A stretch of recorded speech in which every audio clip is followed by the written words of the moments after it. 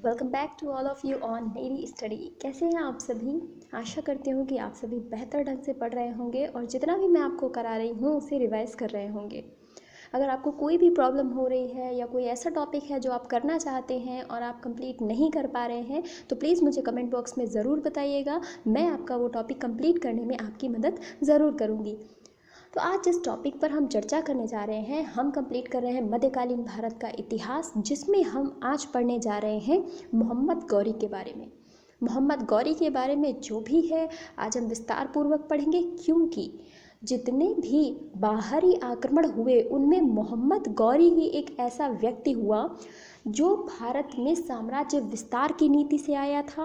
केवल लूटपाट इसका उद्देश्य नहीं था और इसके साथ साथ इसने भारत में अपनी एक स्थापना करना चाहता था साम्राज्य की, उस उद्देश्य से ये भारत में आया था। तो मोहम्मद गौरी के बारे में हम आज चर्चा करेंगे। तो सबसे पहले देखते हैं किस वंश से ये संबंधित था।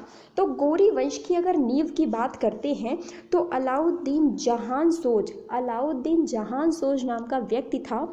इसने गौरी वंश की नींव डाली और इसके बाद, क्योंकि कुछ समय के बाद इसकी मृत्यु हो गई, तो इसके बाद इसके पुत्र जिनका नाम था सैफुद्दीन, ये जो सैफुद्दीन नाम का जो व्यक्ति था वो अलाउद्दीन के बाद में राजा बनता है। फिर इसके बाद क्या होता है कि जब अलाउद्दीन राजा था उसी समय पर इसने अपने दो भतीजों को, जिनका नाम था शहाबुद्दीन, जिनको हम आगे चलकर मोहम्मद गौरी के नाम से जानेंगे, और इन्हीं के बड़े भाई जिनको बोला जाता है गियासुद्दीन, इनको कैदी बना लिया। पहले ही इसने अपने भतीजों को कैद कर दिया था। पर क्या हुआ कि जब सैफुद्दीन राजा बना तो उसने क्या किया, उसने इन दोनों को, जो कि इसके कह सकते हैं भाई हुए, चचेरे भाई हुए, तो इनको इसने आज़ाद कर दिया। उसके बाद धीरे धीरे परिस्थितियां बदली, आसपास के क्षेत्रों से झगड़ा हुआ और झगड़े के बाद सैफुद्दीन की हत्या हो जाती है और इसकी मृत्यु हो जाती है। जब सैफुद्दीन की मृत्यु हो गई तो उसके बाद शासन किसने संभाला? गियासुद्दीन ने जब संभाला, क्योंकि गियासुद्दीन बड़ा भाई था, मोहम्मद गौरी का बड़ा भाई गियासुद्दीन था। तो इसने सारा शासन संभाला, शासन की बागडोर अपने हाथों में ले ली और शहाबुद्दीन ने भी उसकी पूरी तरह मदद की, अच्छे से हेल्प करी कि अब वो राजा बना तो उसने पूरी उसकी हेल्प करने का प्रयास किया। उसके बाद आगे हम देखते हैं कि 12वीं शताब्दी में गौरी वंश का उदय बताया जाता है कि 12वीं शताब्दी में गौरी वंश का उदय हुआ। इसको गौरी या गोरी दोनों बोला जा सकता है, तो आप कन्फ्यूज नहीं होंगे। आगे देखते हैं कि गौरी वंश का जो वंश प्रधान था इसको संशवनी वंश का बताया जाता है, संशवनी वंश का इसको बताया जाता है। आगे हम देखते हैं कि 1163 की ये घटना है। 1163 ईस्वी में गौर को राजधानी बनाकर एक स्वतंत्र राज्य की स्थापना करने वाला जो व्यक्ति था वो गयासुद्दीन मोहम्मद गौरी था। एक स्वतंत्र वंश की स्थापना करी तो एक स्वतंत्र राज्य बनाया गौरी, जिसकी राजधानी थी, और ये व्यक्ति था गयासुद्दीन मोहम्मद गौरी, ये इसका पूरा नाम था।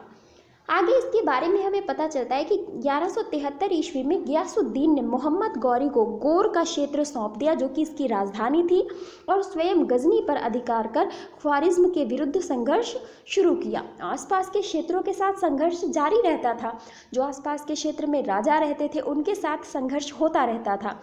तो जो गयासुद्दीन था इसने अपने भाई को भी एक क्षेत्र दे दिया और स्वयं ये गजनी चला गया और वहाँ पर जाकर के ख्वारिज्म के साथ इसका संघर्ष शुरू हो गया। आगे हमें पता चलता है कि गौरी ने इसके बाद क्या किया कि भारत की ओर प्रस्थान किया, क्योंकि राजा था तो जाहिर सी बात है इसकी नीति पहले से ही थी साम्राज्य विस्तार की नीति। तो इसने अपना जो दृष्टिकोण था भारत की तरफ रखा कि धन भी मिलेगा और इसके साथ साथ साम्राज्य विस्तार भी मैं भारत में अपना कर सकता हूँ। तो इसने भारत की ओर प्रस्थान किया। मोहम्मद गौरी का मुख्य उद्देश्य साम्राज्य विस्तार था। अभी तक आपने जितने भी देखे होंगे, महमूद गजनवी की बात करें, मोहम्मद बिन कासिम की बात करें, या जो भी आक्रमण हुए उनमें आपने देखा होगा कि उनका एकमात्र उद्देश्य क्या था? उनका एकमात्र उद्देश्य था भारत से धन लूटना, परंतु मोहम्मद गौरी का जो उद्देश्य था वो था साम्राज्य विस्तार करना, तो जिसकी वजह से ये भारत की ओर आया था। भारत में तुर्क साम्राज्य का संस्थापक मोहम्मद गौरी को ही माना जाता है। क्यों माना जाता है? क्योंकि इसकी साम्राज्य विस्तार की नीति थी, इसने कई सारे क्षेत्रों को विजित किया था। इसीलिए भारत में तुर्क साम्राज्य का संस्थापक मोहम्मद गौरी को माना जाता है। ये यहाँ पर अपने साम्राज्य की स्थापना करने के उद्देश्य से आया था। मोहम्मद गौरी के अगर हम पहले आक्रमण की बात करें तो मोहम्मद गौरी का पहला आक्रमण 1175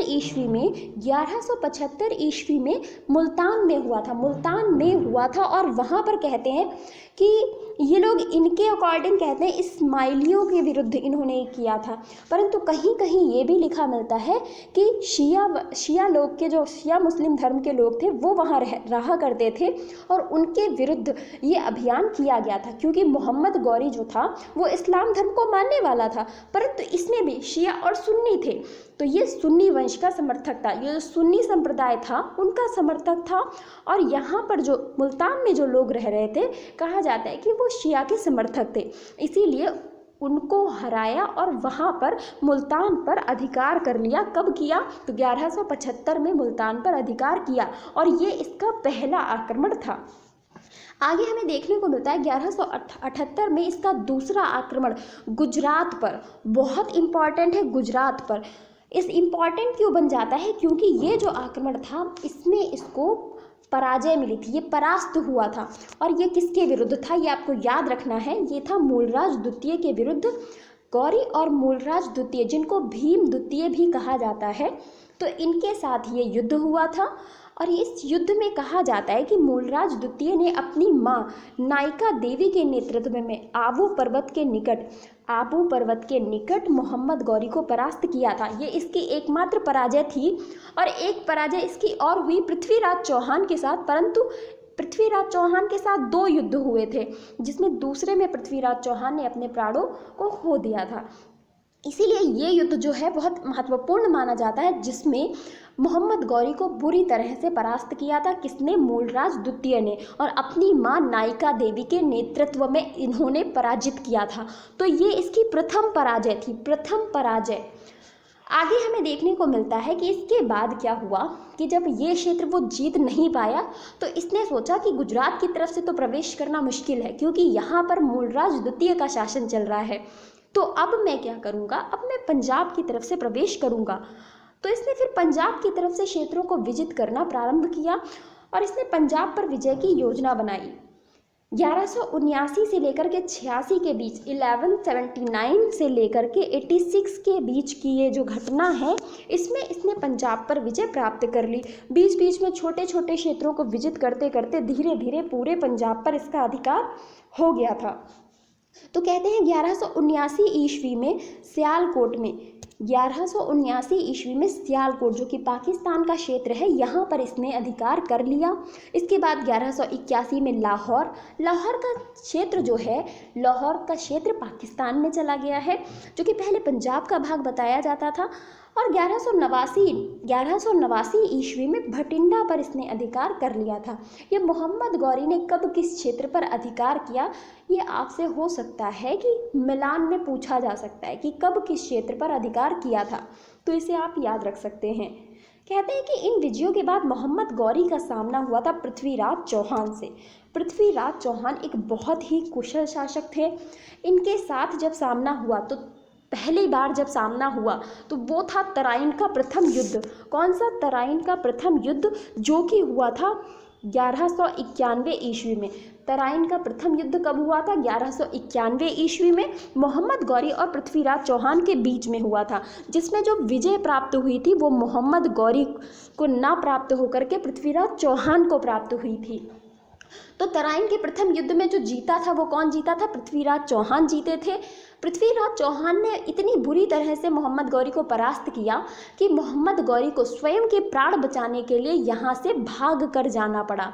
तो कहते हैं कि यदि पृथ्वीराज चौहान ने इस गौरी को वही मार दिया होता तो शायद तराइन का द्वितीय युद्ध नहीं होता और पृथ्वीराज चौहान को अपने प्राण गंवाने नहीं पड़ते। फिर इसके बाद तराइन का द्वितीय युद्ध हुआ 1192 ईस्वी में। अगले ही वर्ष मोहम्मद गौरी अपनी कुशल सेना के साथ एक बार फिर से पृथ्वीराज चौहान के साम्राज्य पर अधिकार करने के लिए आया और यहाँ पर पृथ्वीराज चौहान बुरी तरह से परास्त हुए। कहते हैं कि उनको बंदी बना लिया गया था। तो पृथ्वीराज चौहान के इस युद्ध के बाद कई सारी भ्रांतियां हैं, कई सारी कहानियां हैं। चंद्रबरदाई के अनुसार एक कहानी बताई गई है। चंद्रबरदाई पृथ्वीराज चौहान के दरबार के कवि थे और इन्होंने बताया था कि पृथ्वीराज चौहान जो थे वो शब्द भेदी बाढ़ चलाया करते थे। शब्द भेदी बाढ़ का मतलब है कि वो सिर्फ शब्द सुन करके बाढ़ चला देते थे, आंखें बंद करके। उन्हें किसी भी प्रकार की दृष्टि की ज़रूरत नहीं थी, वो सिर्फ और सिर्फ शब्द पर बाढ़ चला सकते थे कि आवाज़ सुनी और बाढ़ चला दिया।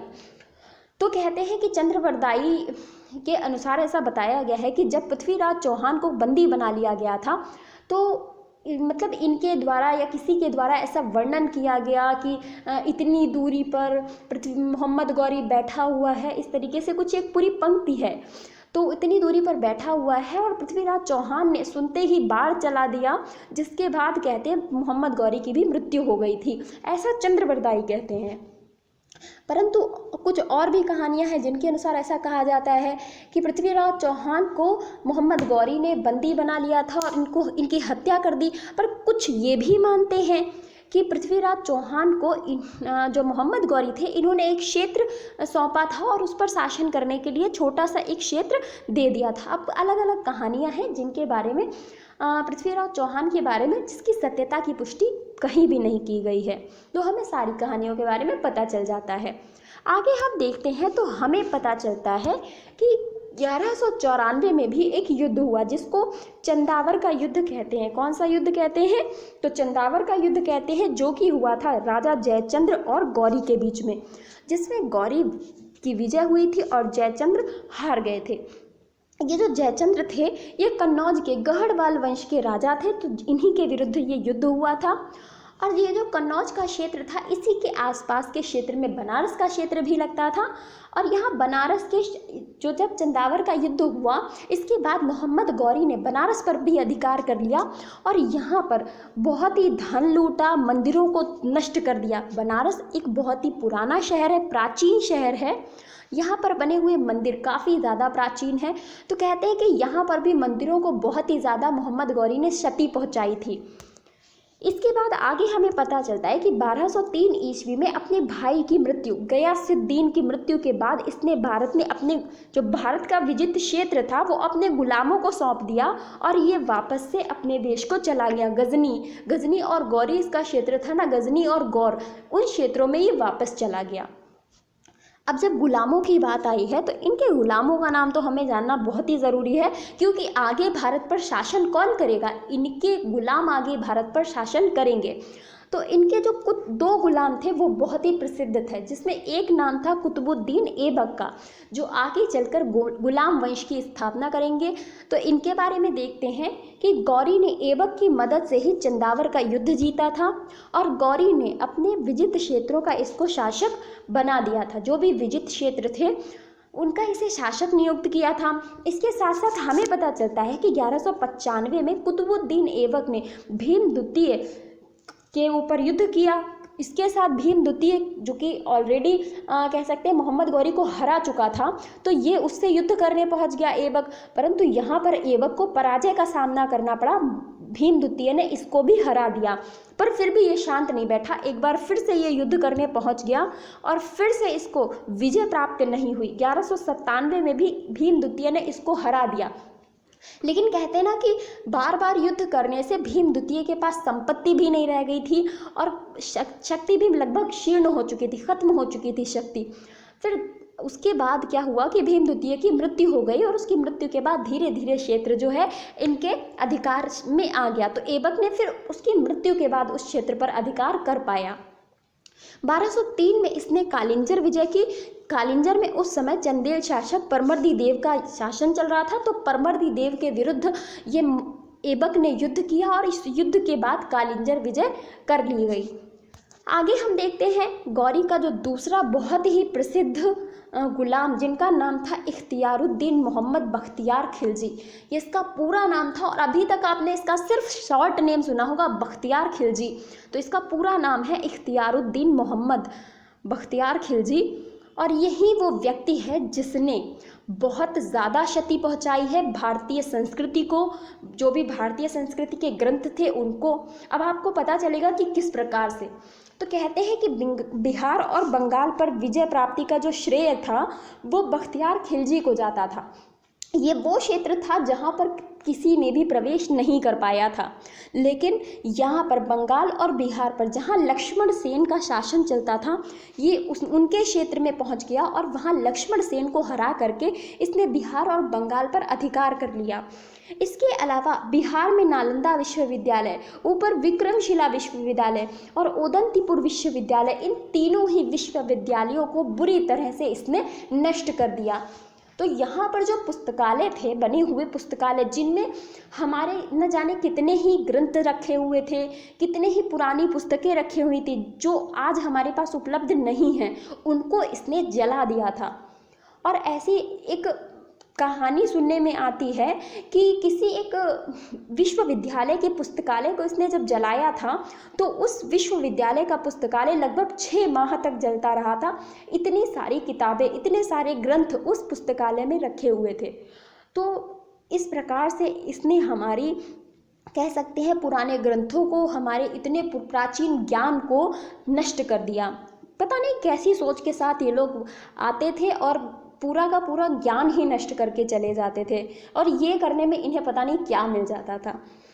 इसके बाद हम देखेंगे मोहम्मद गौरी की मृत्यु के बारे में।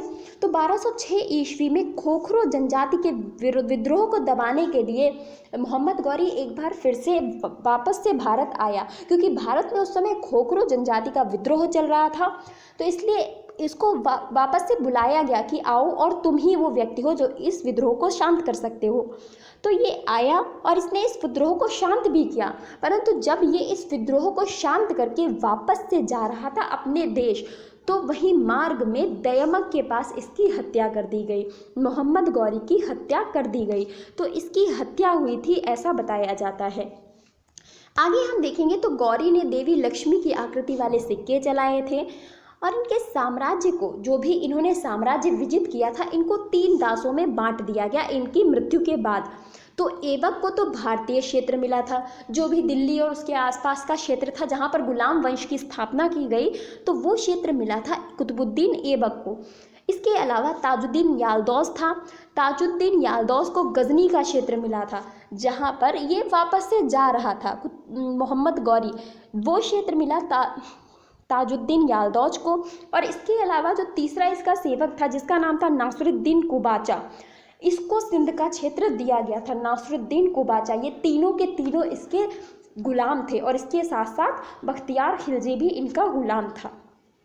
तो ये सारा था एक तरह से आप देख सकते हैं मोहम्मद गौरी के द्वारा किए गए क्षेत्रों पर विजय प्राप्त की गई, उनके गुलामों के बारे में, और किस प्रकार से गुलाम वंश की नींव पड़ेगी, वो सब आप इस वीडियो में देख सकते हैं। इसके अलावा हम देखेंगे कि वो कौन से कारण थे जिनके कारण तुर्कों को विजय प्राप्त हुई, क्योंकि ये तुर्क थे, ये भारत में आए थे, और इनको ये कौन से कारण थे कि भारत में इन्होंने विजय इतनी आसानी से कर ली, इतनी आसानी से इन्होंने अधिकार कर लिया क्षेत्रों पर।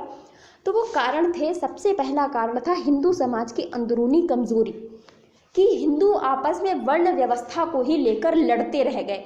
अब इनकी अंदरूनी कमजोरी क्या थी कि एक वो प्रथा चलती चली आ रही थी कि युद्ध सिर्फ क्षत्रियों का कार्य, हिंदुओं का कार्य तो पूजा करना और पूजा कराना है। मतलब ब्राह्मण का कार्य क्या बताया गया है कि यज्ञ कराना और यज्ञ करवाना, तो ये सारे कार्य हिंदू के बताए गए। तो वो फिर युद्ध से हटता चला गया और उसने युद्ध में कभी भाग लेने के बारे में सोचा ही नहीं। तो ये उनकी अंदरूनी कमजोरी थी। एकता का अभाव था, सारे राजा एक दूसरे के क्षेत्रों पर गिद्ध की आंख लगाए बैठे हुए थे कि बस कैसे भी मौका मिले और हम इनके क्षेत्रों को जीत लें। और जब वही अपने अपने क्षेत्र को बचाने की बात आई तो ये सारे राजा एक नहीं हो पाए और सबने धीरे धीरे करके अपने क्षेत्रों को खो दिया। इसके बाद हम देखते हैं जातिवाद और वर्ण व्यवस्था। इतना ज़्यादा जातिवाद फैला हुआ था, ऊंच नीच तरह तरह की बुराइयां कुरीतियां फैली हुई थी, जिनके कारण तुर्कों को यहाँ पर आसानी से इस्लाम धर्म को फैलाने का मौका मिला। और उन्हें ये मौका मिला कि वो इन जो लोग थे उनके थोड़े जो संगठन बने हुए थे उन्हें आसानी से तोड़ सकें। इसके अलावा उनके पास मतलब जो तुर्क भारत में आए थे उनके पास उच्च सैन्य तकनीकी थी। तो उच्च सैन्य तकनीकी के साथ साथ में धातुओं के विशाल भंडार थे, शस्त्र और कवच थे। ये कवच, इनके पास कवच भी थे और भारतीयों के पास इतनी सुविधाएं नहीं थी। अश्वारोही सेना थी, कहते हैं 1,20,000 सैनिक इनके पास अश्वारोही सैनिक थे। तो सोचिए इतनी बड़ी सेना के साथ ये भारत में प्रवेश करते थे और क्षेत्रों को मतलब जीतते चले जाते थे। और तुर्कों के पास गुलामों का एक बहुत बड़ा दल था जो कि इनका साथ देता था हर कार्यों में। कभी ये सैन्य व्यवस्था में, कभी ये सैनिक बन जाते थे, तो ये गुलाम कहीं भी इनका साथ देने के लिए तैयार थे। तो तुर्कों के पास गुलामों का एक बहुत बड़ा दल था। तो यही वो कारण है कि जिन कारणों से तुर्कों को भारत में विजय आसानी से प्राप्त हुई। यही था आज का वीडियो। आपको कैसा लगा आप प्लीज़ मुझे कमेंट बॉक्स में ज़रूर बताइएगा। आप जितना भी मैं पढ़ा रही हूँ उसे रिवीजन करते रहिए। इसके साथ साथ प्राचीन भारत का इतिहास जो मैं कंप्लीट करा चुकी हूँ उसको भी आप रिवीजन करते रहिए, वरना आप उन चीज़ों को भूल जाएंगे। तो क्योंकि प्राचीन भारत के इतिहास को पढ़ने के ही बाद हम मध्यकालीन भारत के इतिहास में प्रवेश कर सकते हैं, तो हम आसानी से तथ्यों को एक दूसरे से जोड़कर पढ़ सकते हैं। तो इसीलिए आप उनको भी पढ़ते रहें और यहाँ भी अपनी उपस्थिति बनाए रखें। Thank you so much.